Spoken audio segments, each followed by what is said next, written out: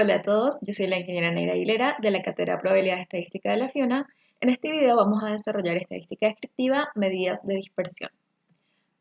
¿Qué son las medidas de dispersión y por qué las estudiamos? Ya vimos las medidas de tendencia central, vimos la media, la mediana, la moda, las medidas de orden.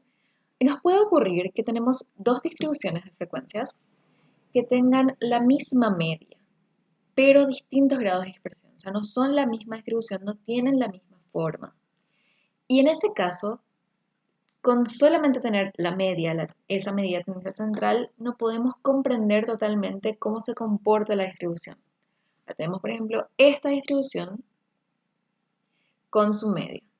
Y tenemos esta otra, que se pueden ver tiene la misma media, por eso están así alineadas con respecto al centro, pero tienen formas muy distintas, tienen dispersiones diferentes.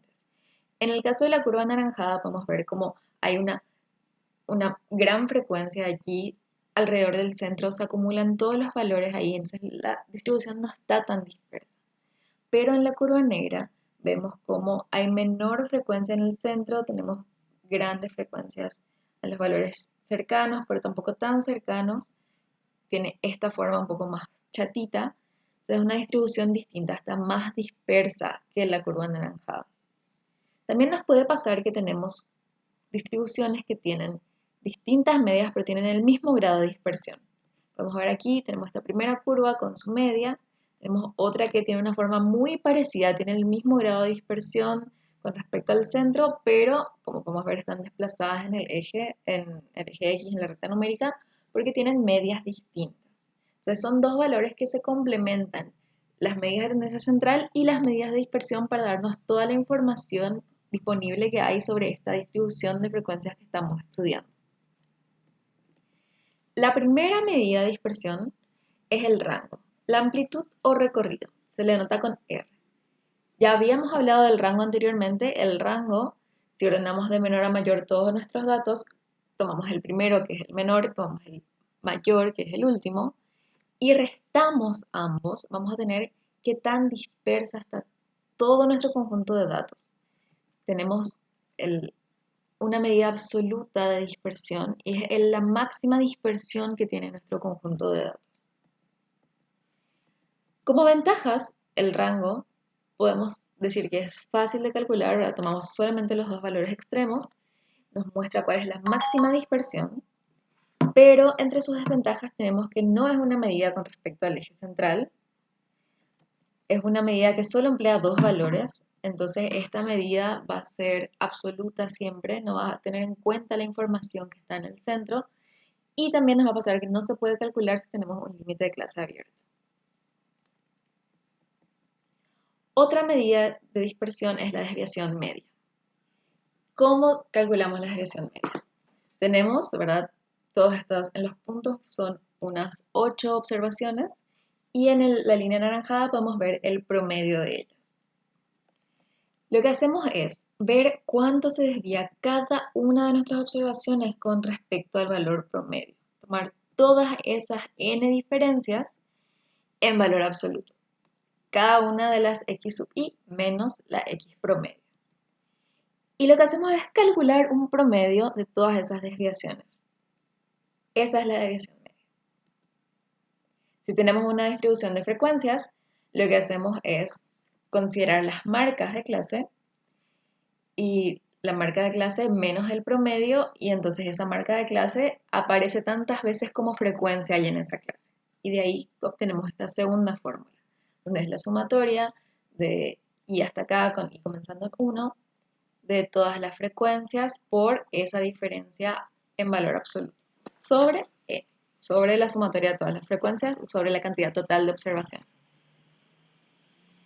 La varianza es otra medida de dispersión muy utilizada, se le nota con S cuadrado o sigma cuadrado o bar de X, que es parecida a la anterior, ¿verdad? Toma también todas esas diferencias que tiene cada una de las observaciones con respecto al promedio, pero lo que hace ahora es en lugar de tomar en valor absoluto, las eleva al cuadrado. O sea, ahí dejamos de tener el problema con los signos y eso también promedia.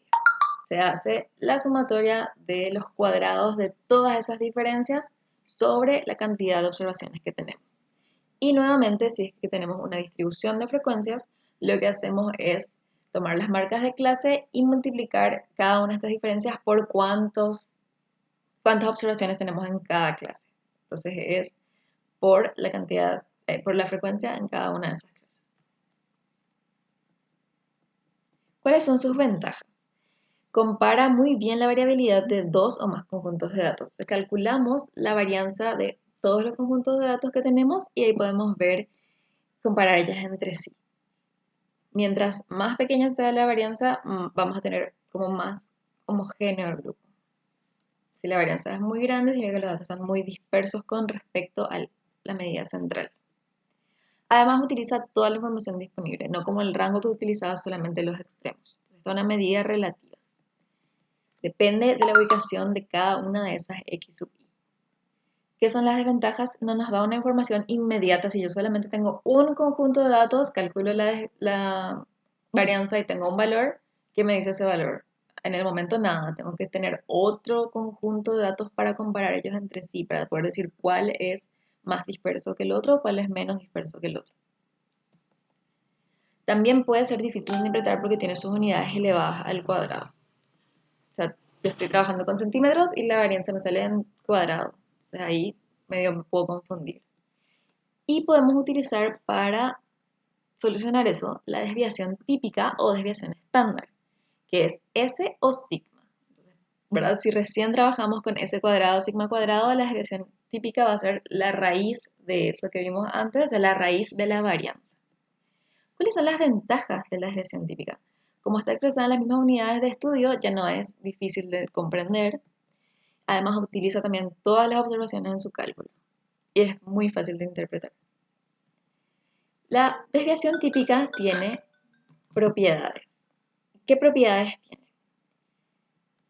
Para las distribuciones normales, si nosotros tenemos una distribución con su media en el centro, ¿verdad? La distribución normal es simétrica con respecto al eje central, y tomamos la media menos una desviación, y después tomamos la media más una desviación, el área que hay entre esos dos valores va a ser el 68,27% de los casos. Si ahora, en lugar de tomar más o menos una desviación, tomamos más o menos dos desviaciones, este porcentaje se eleva al 95,45% de los datos. Y si tomamos más o menos tres desviaciones estándar, vamos a abarcar ya el 99,73% de los datos. Otra medida de dispersión es el coeficiente de variación. El coeficiente de variación se calcula tomando la desviación sobre la media en porcentaje. ¿Cuáles son sus ventajas? Esta medida de dispersión es adimensional, entonces nos permite comparar la dispersión de variables diferentes. También emplea toda la información en su cálculo y es fácil de calcular. Una desventaja que tiene es que no es una medida de dispersión con respecto al centro de la distribución de los datos. Vamos a ver un ejemplo de un problema donde se aplica el coeficiente de variación. Tenemos este ejemplo, donde tenemos un grupo de estudiantes, tienen 21 años y se estudia de ellos la altura y el peso. Tienen una altura promedio de 1,72 metros con una desviación estándar de 0,1 metros, o sea, 10 centímetros. Pero también vemos los pesos. El peso promedio es de 62 kilogramos con una desviación estándar de 2 kilogramos. Entonces, ¿qué es más variable en ellos? ¿Sus pesos o sus alturas? Calculamos el coeficiente de variación para las alturas, haciendo la desviación estándar de la altura sobre la altura promedio. 0,1 sobre 1,72 en porcentaje y nos da 5,81. Hacemos lo mismo para los pesos. La desviación estándar de los pesos sobre la media de los pesos, 2 sobre 62, en porcentaje 3,24. Entonces, ¿dónde es más variable? Donde el valor es mayor. Es más variable en las alturas que en los pesos.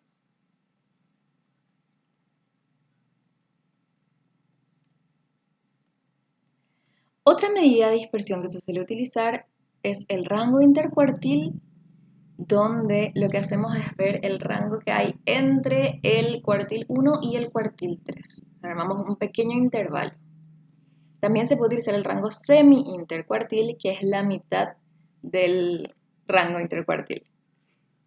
¿Qué sacamos de esto? Tenemos una distribución, tenemos su media en el centro, que sería el cuartil 2, tenemos el cuartil 1 a un lado, el cuartil 3 al otro lado, y ahí tenemos esa área. Esa área, ¿cuánto es de la distribución total? Es el 50% de los datos. Y esa diferencia, ¿verdad?, entre Q sub 1 y Q sub 3 es el rango intercuartil. Miremos esta otra distribución que tiene una dispersión distinta. También tenemos el cuartil 1 hacia un lado, el cuartil 3 hacia el otro, y el área bajo la curva, el 50%. Entonces, ¿qué vamos a tener al calcular ese Q sub 1 menos Q sub 3? Vamos a tener la amplitud de ese intervalo. Entonces, si tenemos un intervalo más pequeño, significa que los datos están menos dispersos, son más homogéneos. Si tenemos un intervalo más grande, los datos son más heterogéneos. Entonces, ahí también, ¿qué podemos sacar? Al tener el cuartil 1 y el cuartil 3, podemos decir que el 50% central de los datos está entre el valor del cuartil 1 y el valor del cuartil 3. Otra medida parecida que se utiliza es el rango percentil 10-90. Como dice su nombre, va a ser la diferencia entre el percentil 90 y el percentil 10. Y en este caso, ¿cuánto del área vamos a estar abarcando? El 80% central. El 80% central de todas nuestras observaciones. Entonces podemos hacer el mismo análisis. El 80% central de los datos está entre el valor del percentil 10 y el valor del percentil 90. Si este rango es más pequeño, los valores son más homogéneos, se acercan más al centro, se acumulan alrededor de la media, del percentil 50, o si son más dispersos, ahora si el rango es mayor, los datos son más dispersos, hay más datos alrededor de los valores extremos, se alejan de la media. Para profundizar sobre las medidas de tendencia central, les recomiendo que lean el capítulo 4 del libro Estadística, serie Schaum, Murray, Spiegel. El capítulo 4 está dedicado solamente a medidas de dispersión. También pueden revisar los ejercicios de las clases prácticas y de las clases de laboratorio para ir practicando. Muchas gracias por su atención. Nos vemos en alguna próxima clase.